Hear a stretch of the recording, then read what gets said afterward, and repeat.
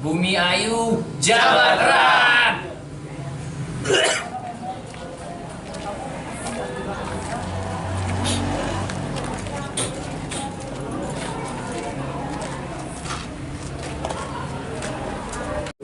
Yang semangat Asik, biar kata ganteng ya. Kapan lagi Mas Ayu ini mau? Iya saya. Kamu sama ini sama Bila Arasu yuk. Kemana? Sama Arasu ya. Kan terbuka bunga. Jadi apa sih dah? Ayo yuk. Nah, semuanya thank you banget loh ya udah dapetin waktu kesini ya. Buat ini ada semangat banget luar biasa. Ini buat perkembangan industri kreatif UBU itu luar biasa. Seperti Mas Arif. Orangnya mana ya? Orangnya mana ya? Mana ya orangnya? Ini semuanya gunung. Energinya biar ya. Udah sih juga mungkin teman-teman apa ya kita kompakan di sini minta tolong boleh buat langsung gimana sih Senyum dong. apa sih yang dibilang Mas Arif? Apanya? Maksudnya kenapa saking pengennya gitu? Oh iya, ya apa namanya? Bangga ya, main bersama Bumi Ayu itu kan bangga. Oke. Kebetulan saya tahu udah dari 2005 dulu ya. 2005? Iya dong. Saya masih SD. Zaman waktu masih menulis ya kan. Gitu kan. Luar biasa. Sampai tahu ada yang ya hidupnya di dunia musik-musik kayak gitu. Betul. Terus ada sesuatu yang mungkin nanti sudah dipersiapkan untuk ditanya udah ya. Iya dong. Sabun. Oh terima kasih Mas Arif. Aldi dulu pas awal-awal mau bandhan, ini kekurangan satu personil, itu benar-benar COC udah pusing gimana ini. Tapi alhamdulillah, alhamdulillah. Ya. Jadi Coce menjadi salah satu band yang diloloskan untuk menjadi brand ambassador. Alhamdulillah. Tapi optimis ya.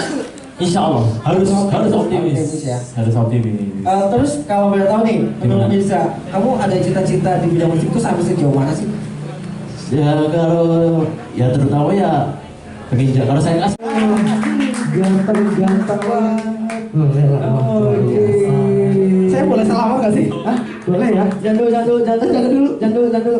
Saya sebentar ini. Jauh ya dari Jakarta ya? Dari Jakarta, dari Jakarta. Wah, luar biasa. Tema kita itu Mas Indra dan kawan-kawan ya adalah Bumi Ayu terlatih patah hati gitu, Mas Indra. Siap.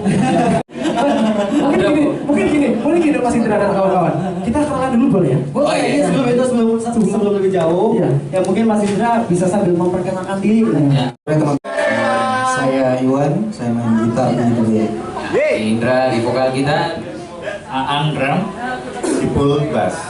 nah, dan hari ini istimewa banget buat kita karena kalau sekarang lomba UGM itu dengar kan udah nggak bisa dipakai cara musik lagi ya, tapi waktu itu masih, dan waktu itu hujan rintik-rintik, pokoknya nggak terlupakan lah, dan nggak pernah nyangka, seperti juga teman-teman di sini mungkin nggak pernah menyangka nanti atau nggak pernah ngebayangin nanti seperti apa jadinya perjalanannya, dan kita percaya tiap band itu benar-benar punya perjalanan masing-masing.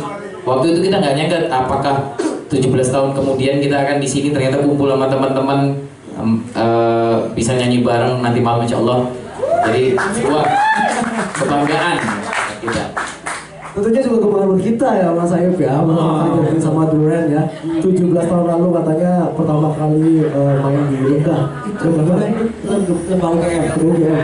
Oke, dan sekarang spesial banget di Bumi Ayu. Wah, luar biasa, tepuk tangan dong buat Bumi Ayu. Wah, luar biasa. Oke, jadi itu kenapa? Untuk menjaga sebuah band sampai 17 tahun itu kan gak mudah ya saya. Gak mudah. Mungkin teman-teman sedikit sharing tentang kiat-kiatnya gimana sih? Ini kan ada banyak sekali teman-teman band muda Bumi Ayu nih ingin mendapatkan sedikit ilmu nih dari teman-teman. yang paling sepuh, yang paling tepat. Ini guru gitarnya kami dulu di Jogja itu, ketiga orang ini sama-sama ngajar. Mas Iwan ngajar gitar, Mas Ang ngajar drum, Mas Ipul ngajar bass. Saya salah satu murid gitarnya Mas Iwan, dan bukan cuma saya, waktu itu ada Yudi, mantan gitarisnya Seventeen. Oke. Mantan gitaris Seventeen. Jadi ini benar ya. Karena ada banyak musisi lain, mereka ini nggak pelit bagi ilmu gitu. Jadi monggo Mas Iwan. Wah, luar biasa. Monggo Mas Iwan. Terima kasih teman-teman. Tapi pertanyaannya untuk sampai sejauh ini, sebenarnya kita juga nggak pernah nyangka sih ya awalnya. Tapi semua emang dimulai dari mimpi sih. Jadi kita sudah punya teman-teman udah mulai main musik. Nggak usah yang langsung dijalanin aja pelan-pelan. Misalnya step by step gitu, mungkin kita dimulai dengan latihan, terus yang penting sama visi juga antara teman-teman itu tadi. Ya, bertahap itu berasa banget ya, karena kita boleh punya mimpi yang tinggi sekali gitu, tapi kita kan tidak ada yang instan gitu. Biasanya kalau yang instan itu hilangnya juga cepat ya, itu yang kita lihat sekarang di era media sosial gitu. Ketenaran itu kadang-kadang cuma 15 detik aja, habis itu udah orang lupa. Dan salah satu hal yang bisa bikin sebuah band itu bisa dikenang tentunya konsistensi dalam berkarya. Jadi mungkin itu di teman-teman, kita nggak pernah cepat puas dengan apa yang kita capai, terus selalu belajar bukan sama yang lebih senior tapi juga yang lebih muda gitu, karena banyak banget ilmunya.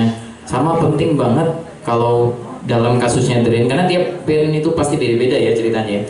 Kalau dalam kasusnya The Rain, penting banget untuk punya kehidupan lain di luar band gitu. Kalau dulu mungkin ada era dimana kalau mau ngeband ya udah jangan kerja yang lain, ngeband aja gitu. Sampai ada yang bilang mau ngeband apa mau kerja apa, sampai ada yang bilang gitu. Iya. Bahasanya kan sekarang itu nggak segitunya juga tuh Betul. Nah sekarang udah makin memungkinkan. Kalau dulu memang iya, memang benar. Belasan tahun yang lalu mungkin. Kalau sekarang mau ngantor sambil ngebandnya jalan bisa ya.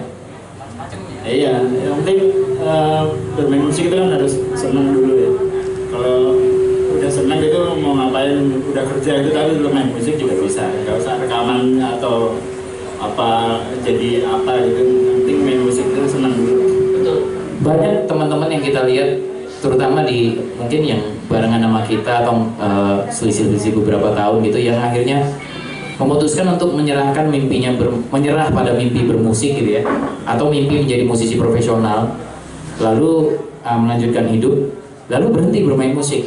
Itu kita temui. Tapi teman-teman lagi-lagi itu pilihan ya, kita sangat menghargai itu gitu. Cuma menurut kita, kalau kita sendiri yang kita sepakati adalah gimana caranya kita udah komitmen di The Rain, kita kalau The Rain nggak bisa menghidupi kita yang menghidupi The Rain. Jadi nggak harus jadi nafkah. Kalau kita niatnya cuma ini untuk jadi nafkah, giliran rilis karya nggak laku, rampung, akan berhenti ngebandnya, mungkin ya, kemungkinan besar seperti itu. Tapi karena kita sepakat kita yang menghidupi The Rain, ya udah kita cari duit mah bisa dari mana aja gitu. Yang penting gimana caranya bandnya tetap kompak ya. Mudah-mudahan teman-teman di sini, sesulit apapun jalannya nanti atau semudah apapun jalannya nanti, bisa saling menghargai jalan masing-masing. Lagi-lagi tiap personel band itu kan punya tanggung jawab masing-masing juga ke keluarga, dan kalau semuanya disamaratakan itu nanti akan ada yang ngerasa kok aku yang lebih berkorban dibanding yang lain gitu. Jadi harusnya saling ngerti aja gimana caranya kapalnya tetap jalan. Woi, luar biasa. Banyak banget ilmunya ya. Satu visi, ya kan? Senang dulu sama musik, Terus mau juga konsisten. ya komitmen dijaga ya. Terus juga jangan cuma dari band itu kita cari nafkah, kita juga harus bisa realistis. iya menghidupkan band kita sendiri. Nah itu banyak banget kan ilmunya, keren. Wah luar biasa tuh ya. Nah itu Ini juga Mas, salah satu teman saya, ini Mas Koko juga selain ngeband dia juga menghidupi banyak manusia ya. iya. Ya di panti asuhan. Bukan. Jadi ini Mas Oko juga luar biasa, teman-teman di sini luar biasa banget lah. Dia memang di samping mereka itu ngeband juga ada kehidupan lain di luar band juga. Tapi ya yang diingatkan satu adalah komitmen. Nah itu dia, wah luar biasa Visinya gitu ya, ya disatui Mas karena Ayu. menyatukan beberapa kepala itu tak mudah Mas Rasif. Betul, dan katanya kita tuh perlu proses Mas Ayu, nggak instan gitu ya Mas Indra ya. Instan aja perlu proses Mas Ayu. Apalagi mau bangun sebuah band. Nah itu ya. Nah terus apa lagi Mas Ayu nih? Mungkin ya boleh teman-teman. Ya mungkin teman-teman di sini berbagi cerita. Ya. Betul, Ya. Cerita di sini. Siapa? Edwin Prabu Menyu, mana suaranya? Suaranya. Oke di sini gitu kan. Sempat beberapa waktu yang lalu itu lumayan geger ya. Artinya kebetulan band saya itu kan coverin lagu orang gitu kan. Nah sejauh mana sih kita membawakan lagu-lagu orang itu untuk misalnya kalau kita di kafe apakah kita harus isi dan lain sebagainya semacam itu. Terima kasih. Wah, ini itu tidak masalah ya membawakan lagu cover. Setidaknya itu upload di YouTube gitu.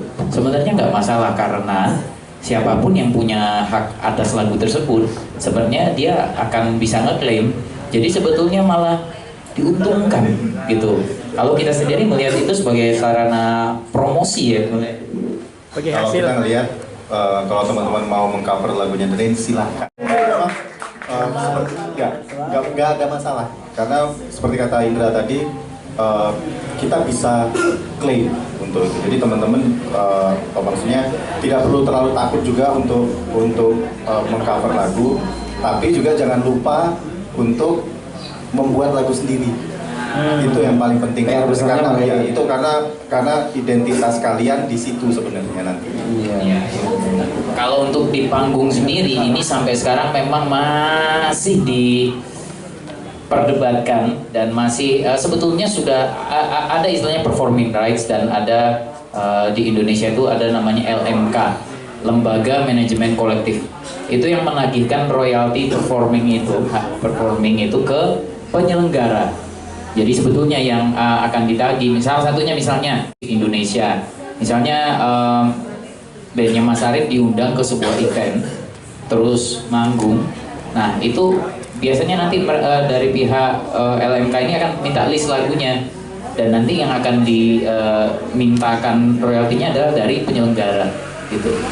Kecuali kalau kita yang jadi menunjukkan kemampuan, kan tiap orang punya cara masing-masing kan dalam membawakan lagu tersebut. Nah itu karakter itu yang akhirnya akan membuat kita menemukan musik seperti apa yang paling kita nyaman mainkan. Dari dulu waktu awal-awal kita ngomong, ya kita juga band cover ya sebetulnya, cuma belum ada internet. Jadi waktu belum ada internet itu kita nge-covernya ya cuma di panggung sama di studio gitu. Dan ketika sudah semakin lama kita semakin terasa saat bikin lagu sehingga akhirnya kita menemukan warnanya Drain ya. Salah satunya karena dari banyak meng-cover lagu lain itu. Saran membuat latihan juga Betul.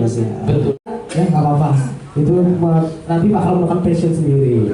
That's right. Itu dia. Ya ada lagi kan? Randy Barrea. Iya. Mau saya bacakan?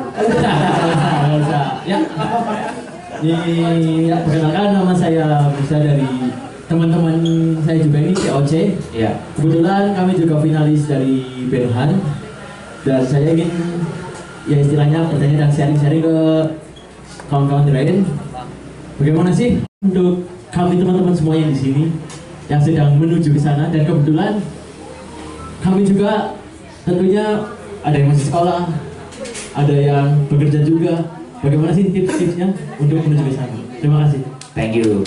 Ya, PR yang paling besar dari kita kalau kita membuat musik itu kan selain mungkin menghibur orang dengan bawa lagu orang, tapi kita juga tetap harus produktif bikin karya apapun itu karya kita. Jadi nanti pelan-pelan kan bakal terasa juga itu pertama. Terus kedua, untuk lebih mengasah lagi juga, mungkin awal-awal kita nggak usah terlalu pilih-pilih manggung di mana, tapi udah main aja.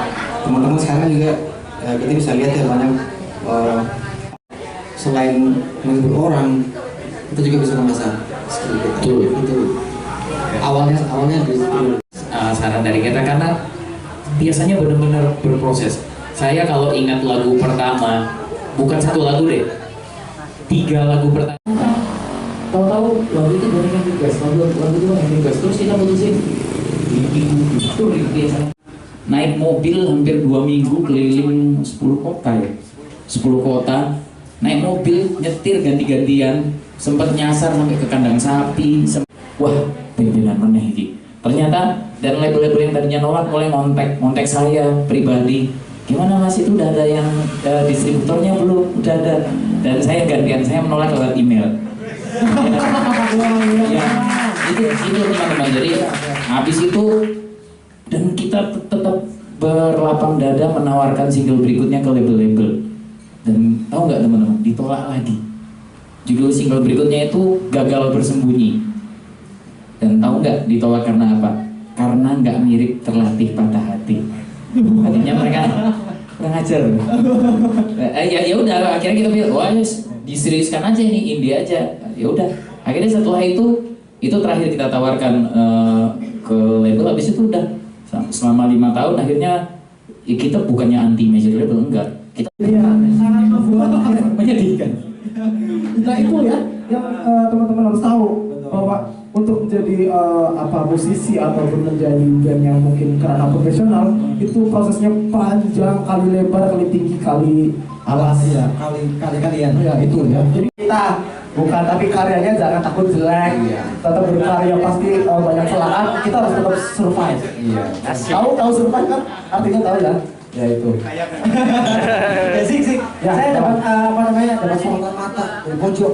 Mana? Oke, ya dia juga satu vokalis juga saya juga ini.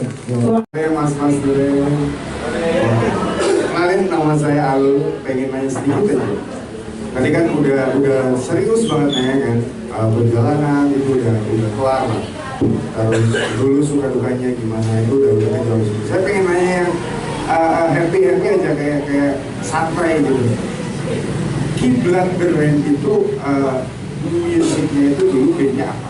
Kiblat bandnya itu apa? Terus akhirnya tercetus genre yang Duren bawakan itu awalnya seperti apa? Atau melewati lika-liku mau milih genre?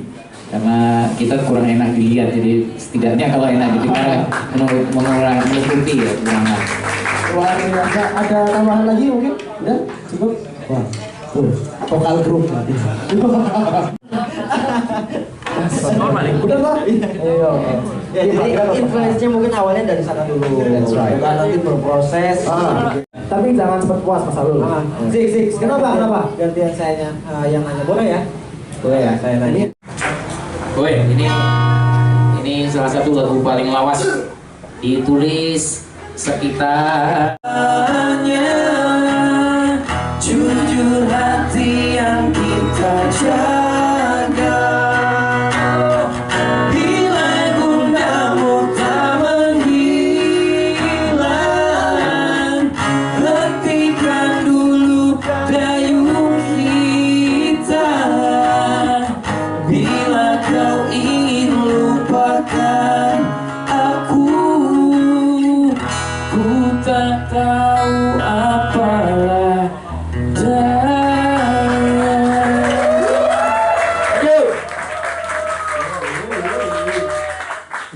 Beda ya? Kalau misal cover sama teman-teman nanti setelah sesi closing, teman-teman bisa perwakilan bisa sambil foto bareng sama dia. Tapi catatannya harus rapi, tertib. Ya. Sepakat ya? Siap ya anak-anak ya? Tertib ya? ya. Ini spesial banget, thanks juga buat gue kafe Ya, jadi gue kafe ini mas, gue kafe ini menjadi salah satu tempat buat teman-teman kreatif bumi ayu dan sekitarnya itu berkarya. Iya ya, menjadi wadah kita bersama. Pasti banyak ide yang lahir dari tempat ini. Iya betul. Ini ownernya tuh itu Mbak Anin. Iya, ini salah satu orang yang sangat outing saya. Iya, outing yang sangat. Makanannya gimana ya? Makanannya enak-enak semuanya. 50%. Ya jangan lupa teman-teman nanti bakal ketemu lagi sama The Red ya. That's right. Di halaman Family Biliar Cafe Yes. sana. Jangan lupa yang belum beli tiketnya, beli tiket. Kita support musisi Indonesia biar lebih berkarya lagi. Amin, luar biasa. Tepuk tangan dong buat kita semua. Ini sebelum foto nih, sebelum foto kita kepengen dapat closing statement. Closing statement nih. Closing statement dari teman-teman kalian buat teman-teman kita. Buat teman-teman, pokoknya yang pertama makasih dulu udah bisa saling bagi cerita. Yang jelas tiap band apapun itu ya, bukan cuma band, punya ceritanya masing-masing dan punya perjuangannya masing-masing. Jadi mudah-mudahan teman-teman bisa saling menghargai, saling bantu, bukan saling sirik-sirikan, saling jegal, tapi justru saling bagi ilmu. Kita waktu itu yang salah satu yang menyelamatkan kita di Jogja, ada sebuah tempat ya kurang lebih kayak gini ya, ada studionya juga, ada tempat makannya namanya Alamanda. Di situ band berbagai aliran musik, bukan cuma The Rain, ada Shaggy Dog, ada Shilon Seven, ada Jikustik, ada banyak lagi, ada Snanas dan lain-lain. Beda-beda aliran, tapi kita saling tukar ilmu, bagi pengalaman. Jadi mudah-mudahan dengan bersatu, dengan bareng-bareng, mimpinya akan lebih mudah tercapai. Walaupun berbeda tapi tetap satu. Sudah ya? Sudah ya? Nah, itu dia closing statement yang sangat keren dan mungkin kita bisa ambil